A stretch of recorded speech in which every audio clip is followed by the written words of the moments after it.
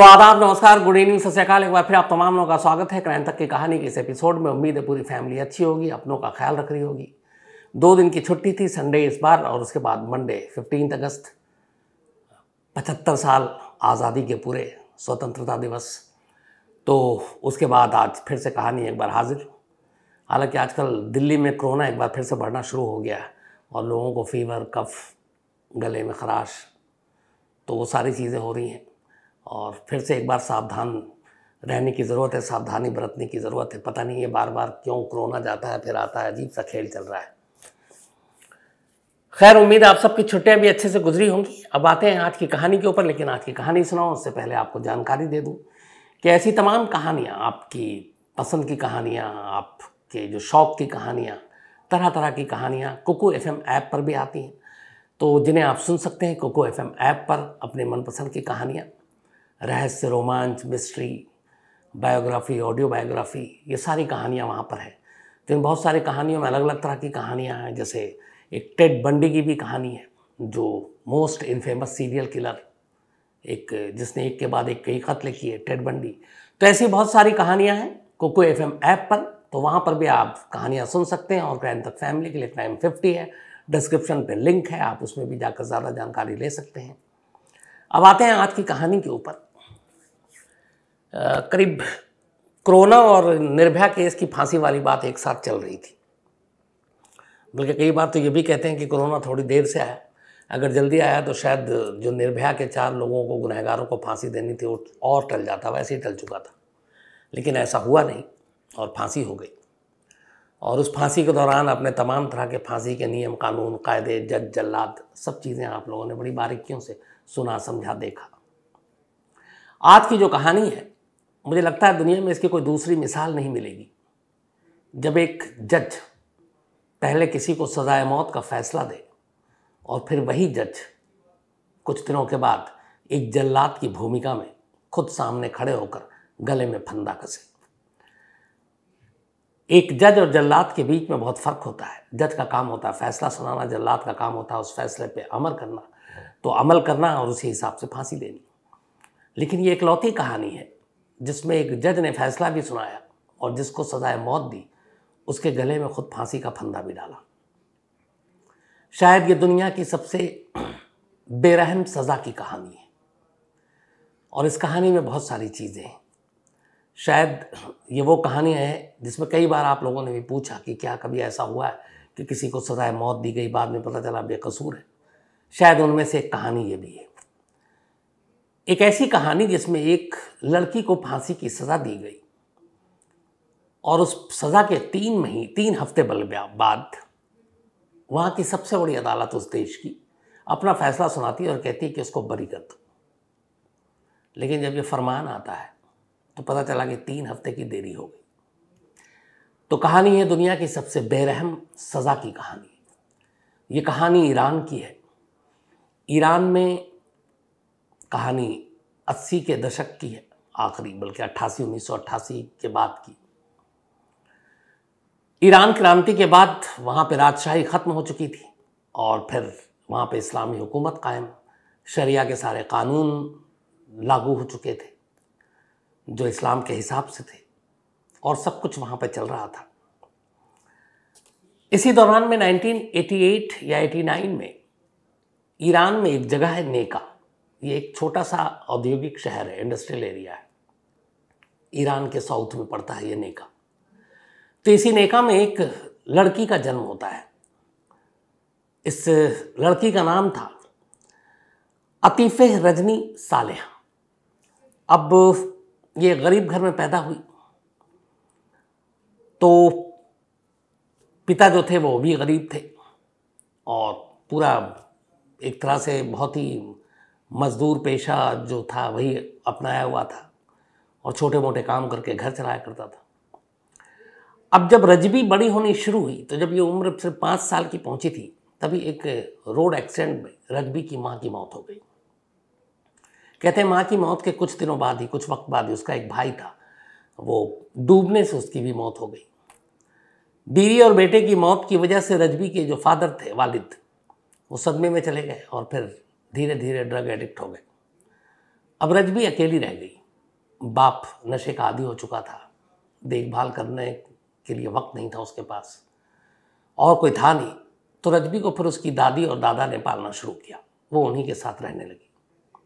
धीरे धीरे वक्त बीता, रजबी बड़ी होने लगी, स्कूल जाती थी, सब कुछ ठीक ठाक चल रहा था।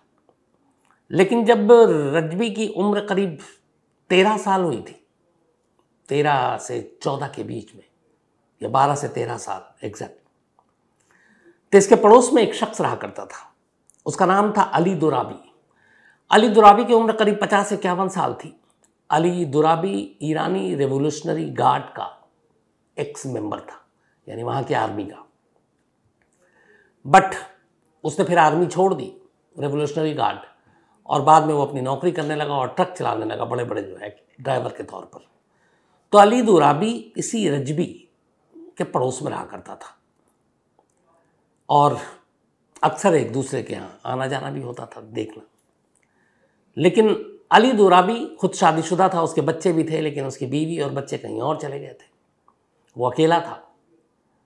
रजबी को देखकर उसकी नीयत खराब हुई और फिर एक रोज़ मौका पाकर, चूंकि रजबी के घर में कोई होता नहीं था, एक दादी थी, दादी भी इधर उधर काम पे चली जाती थी, बाप तो नशे का आदी था, उसे कोई परवाह नहीं थी। तो एक दिन मौका पाकर उसने रजबी के साथ ज़बरदस्ती की, फिर उसे धमकी वमकी दी। रजबी खामोश रही। 12-13 साल उम्र उसे पूरी तरह से शायद समझ में भी कुछ नहीं आया। लेकिन फिर ये सिलसिला चल पड़ा। धीरे धीरे वो उसकी आबरू लूटता, वो रोती। फिर उसने अपने बाप और अपनी दादी को भी ये बात बताई, पर दादी ने उसे खामोश रहने के लिए कहा। उन्हें मालूम था कि ये जो दुराबी है, ये ईरान की रेवोल्यूशनरी गार्ड का एक्स मेंबर है, ऊपर से मर्द है, पुरुष है, और वहाँ शरिया को लेके बहुत सारी ऐसी चीज़ें थी जो ख़ास तौर पर औरतों के ख़िलाफ़ थी। दादी को शायद इन सारी बातों की समझ थी, तो वो अपनी ही पोती की आवाज़ को दबाती रही, और नतीजा ये हुआ कि अगले करीब 2-2.5 साल तक अली दुराबी इस बच्ची रजबी के साथ बलात्कार करता रहा।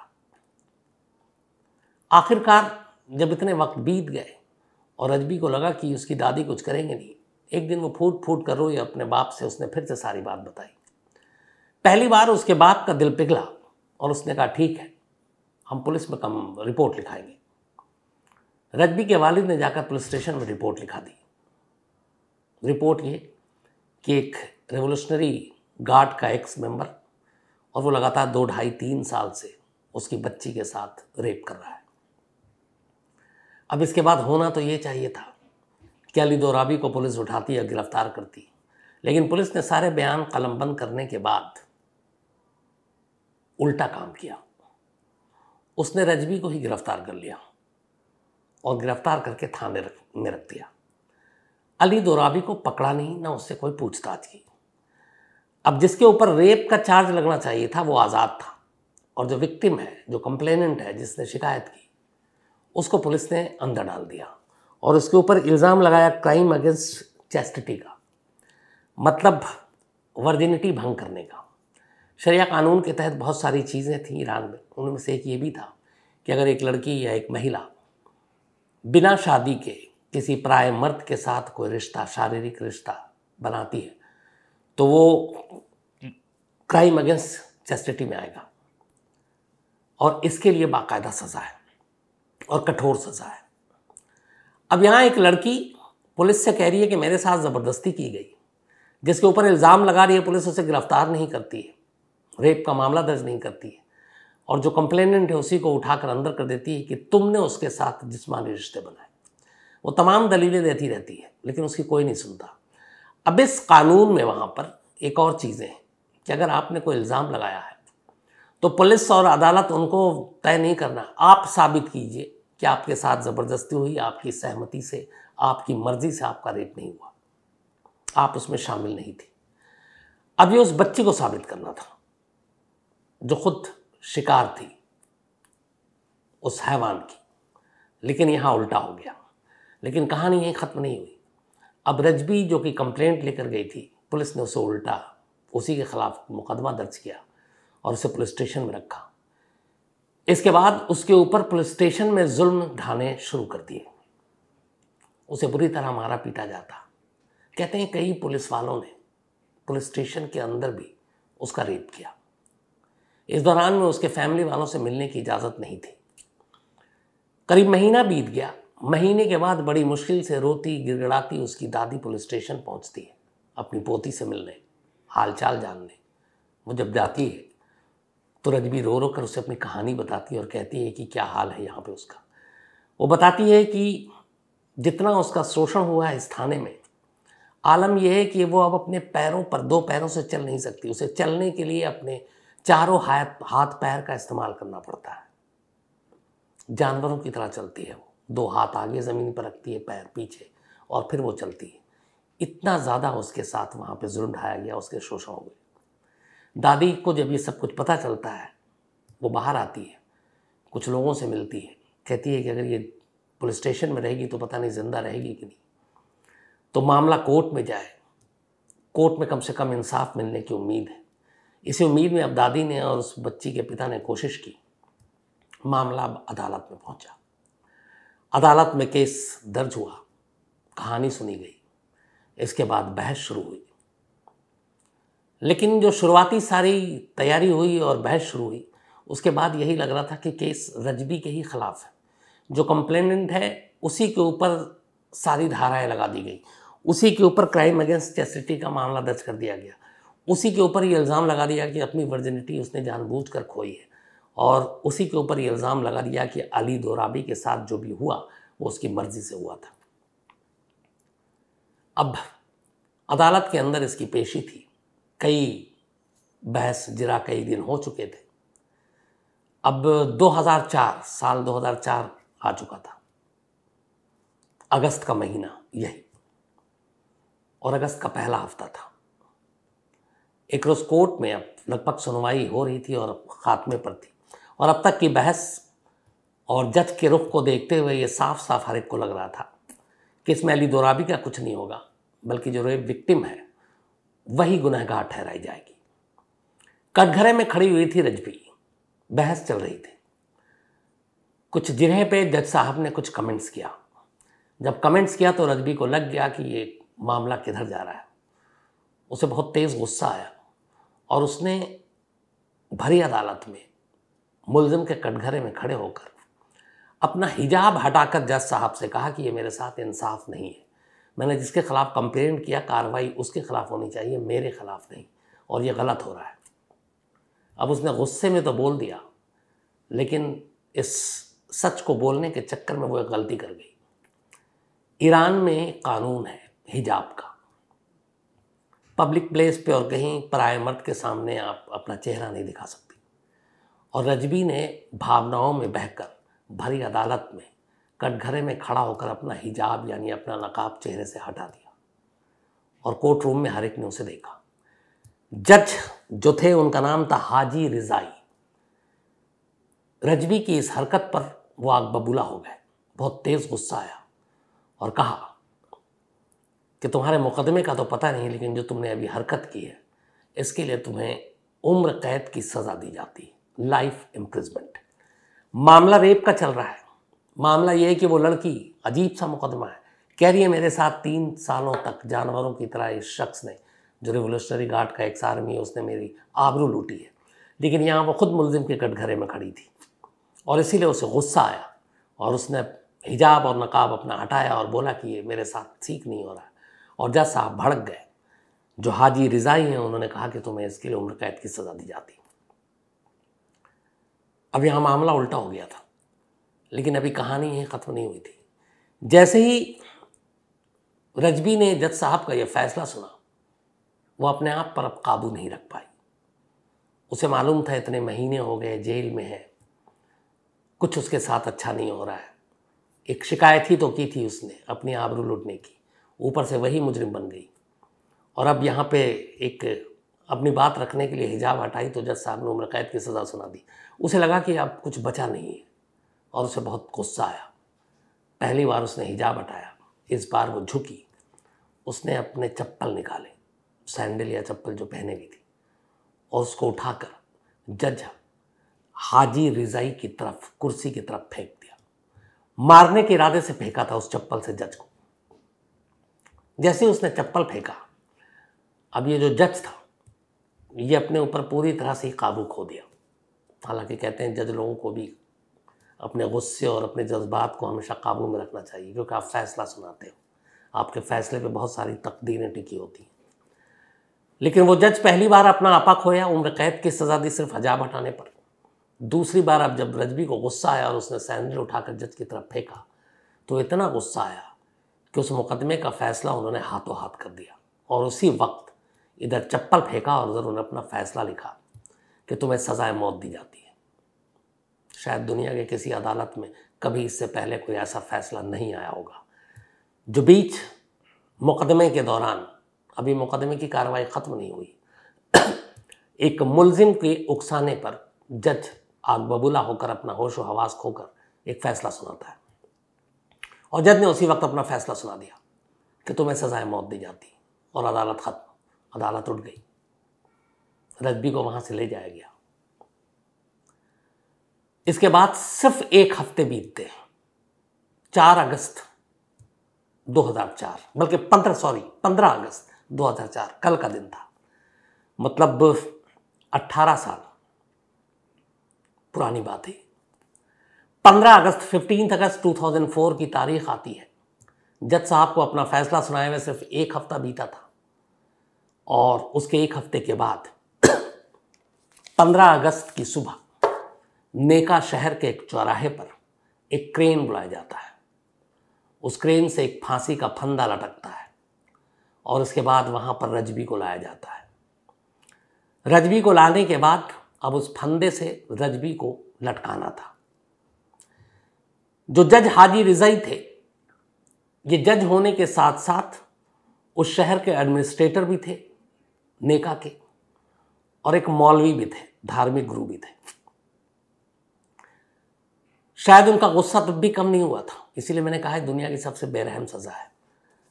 15 अगस्त 2004 की सुबह उस नेका शहर के उस क्रेन से जो रस्सी का फंदा लटक रहा था, जज हाजी रज़ाई खुद आगे बढ़ते हैं और उसके बाद उस फंदे को अपने हाथ में लेता है और फिर उस मासूम रजबी के गले में डालकर उसका नॉट टाइट करता है। इसके बाद वो सामने खड़ा हो जाता है। शहर के और भी तमाम बड़े लोग मौजूद थे, लोगों की भीड़ थी, क्योंकि ये पब्लिकली फांसी दी गई थी। इसके बाद उन तमाम लोगों की मौजूदगी में फिर उस क्रेन को उठाया जाता है और रजबी के पैर के नीचे जो चीज़ थी उसको खिसकाया जाता है। इसके बाद अगले 45 मिनट तक रजबी की लाश नेका शहर के चौराहे पर उसी क्रेन से लटकी और झूलती रहती है। और ये सब कुछ सैकड़ों लोगों की मौजूदगी में हुआ।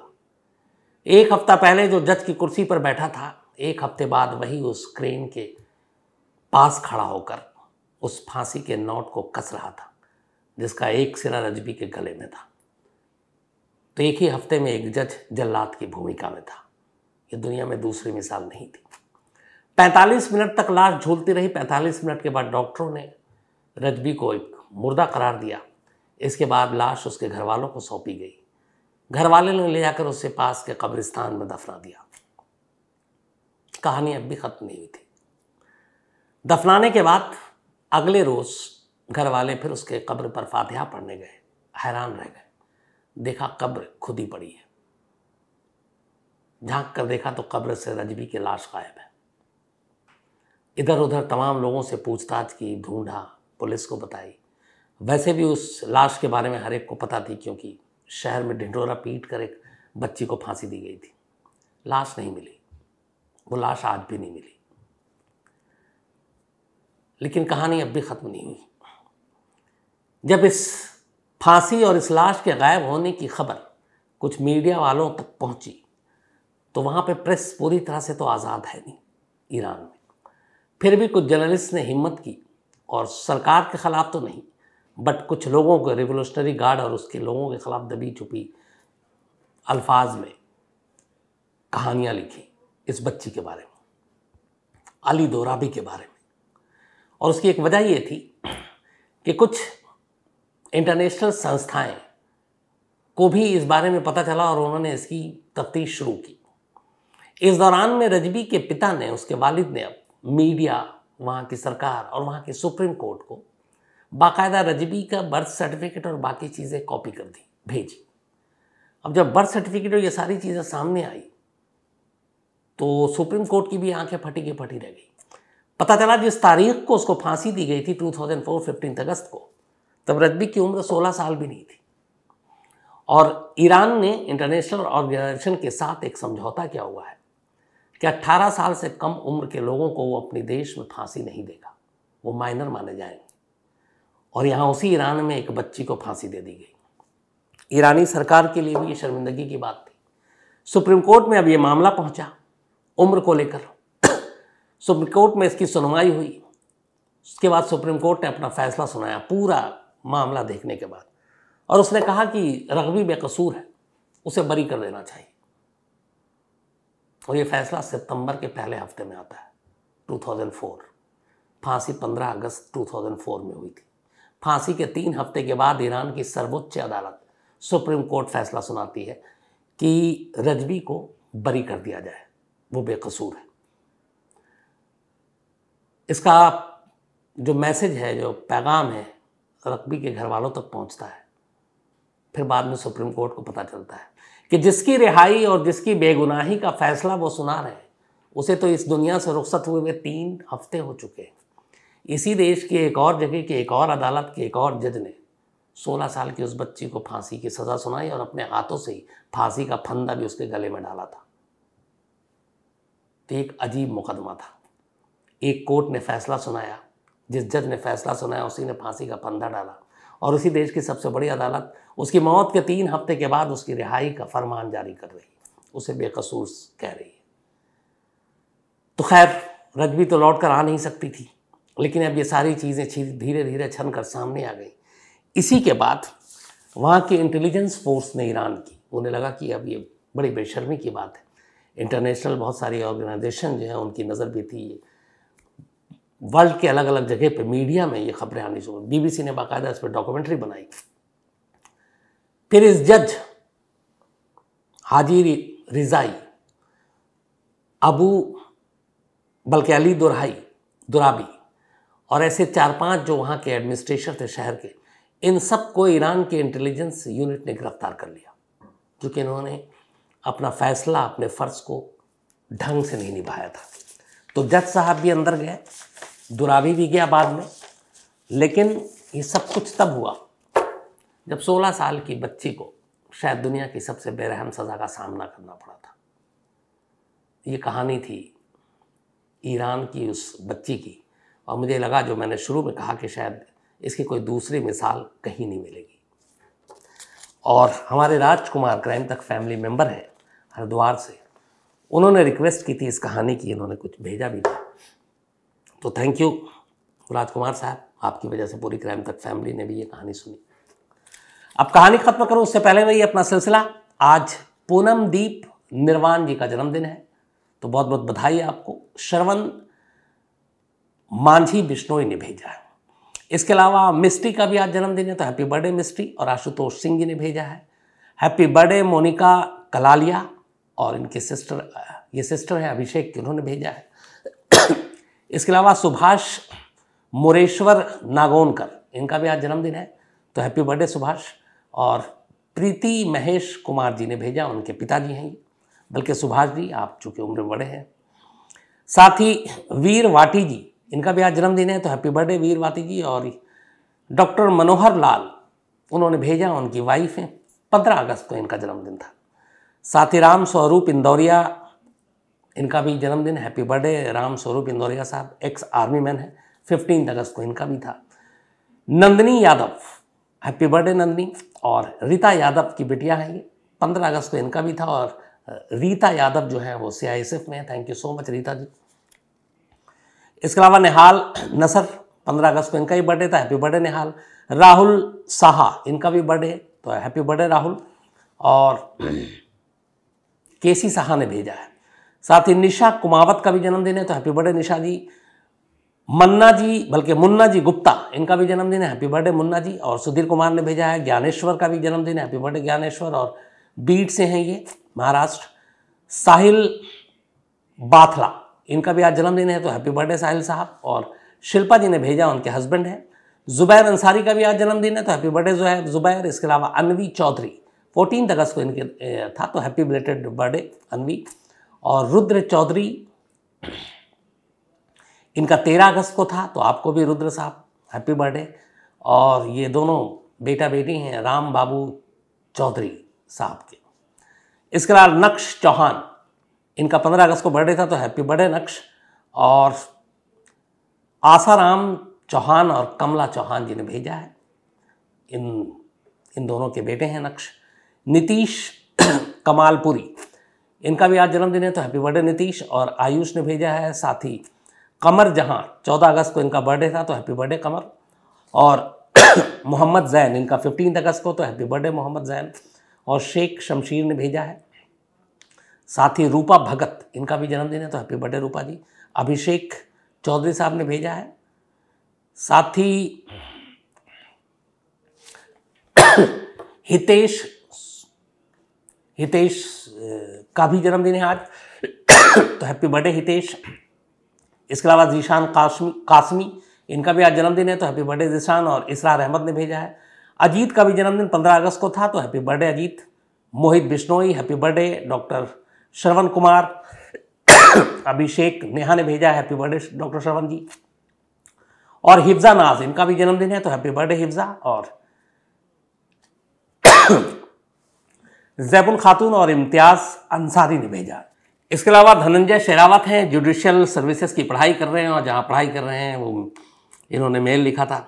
मेरे बड़े पुराने अजीज़ दोस्त, हम लोग हॉस्टल में साथ थे, राहुल यादव, बहुत ही होशियार राहुल, इंग्लिश ऑनर्स की पढ़ाई कर रहे थे, जो मेरी हमेशा अंग्रेज़ी कमज़ोर रही। काश मैं राहुल भाई से कोचिंग ले लेता। तो अच्छी जगह पे धनंजय हैं, आप अच्छे से पढ़िए लिखिए, और आने वाले टाइम में होनहार वकील या जज बनिए। फिर जुडिशल सर्विसेज में तो आप जज ही बनेंगे, तो अच्छे अच्छे फैसला सुनाइएगा। लेकिन जो ईरान की कहानी और जो जज की कहानी सुनाई, वैसा कभी मत कीजिएगा।